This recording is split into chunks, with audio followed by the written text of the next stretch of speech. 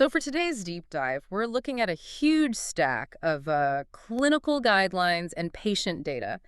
And it's all focused on this one really frustrating moment in the ADHD journey, the plateau.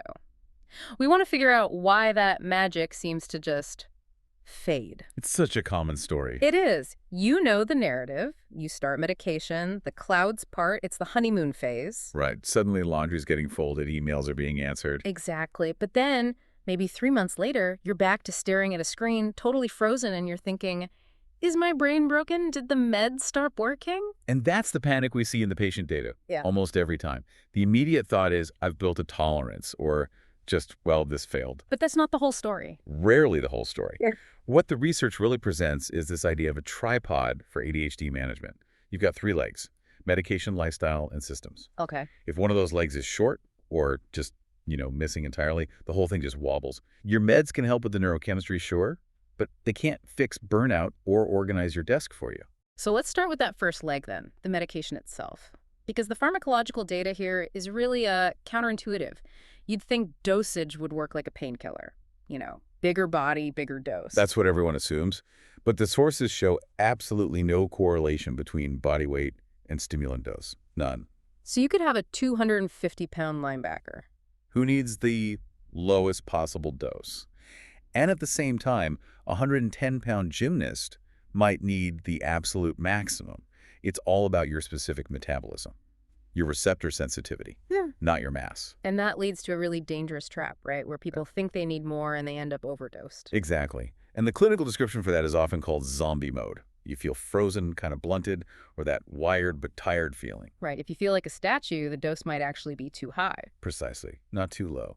And then beyond just the dose, you have the genetic lottery of which class of medication you're on. You mean the methylphenidates, like Ritalin, versus the amphetamines, like Adderall? Exactly, those two families. The literature says about 20% of people are genetically wired to respond to one, but get zero benefit from the other. 20%. That's huge. That's 1 in 5 people. It is. It means 1 in 5 might think meds just don't work for me, when really they're just, putting the wrong kind of fuel in the engine.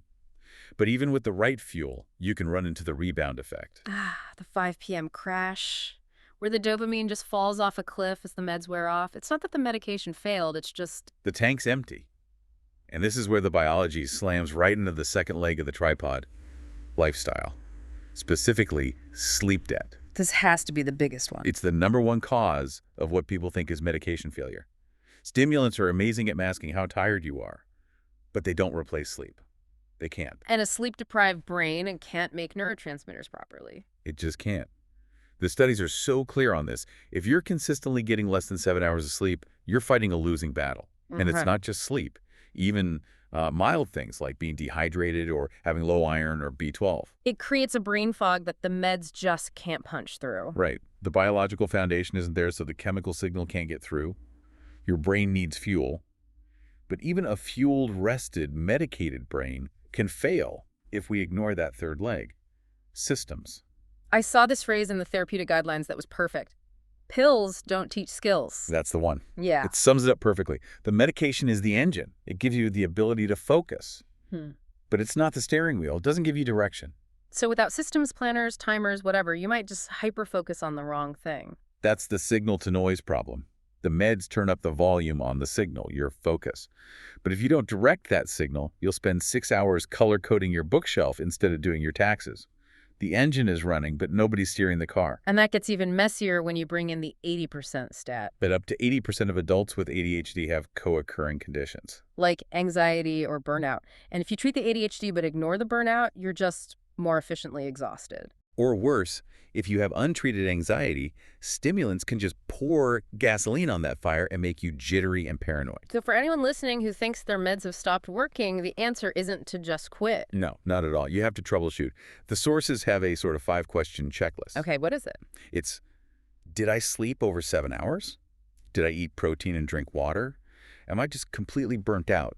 Is my environment a total mess? And maybe the most important one, am I expecting this pill to manufacture motivation for me? That's the key. So the advice is to keep a log. Keep a log, track the data: sleep, food, your mood, and bring that information to your provider. This isn't a straight line. It's a constant process of of tuning and adjusting. It really leaves us with a final thought to chew on. If the pills provide the focus and the systems provide the direction, maybe the goal isn't to fix a broken brain at all. Maybe it's about building a custom cockpit for a Ferrari engine that you've had all along. You don't need a new engine, you just need to learn how to drive it. Thanks for listening to this deep dive.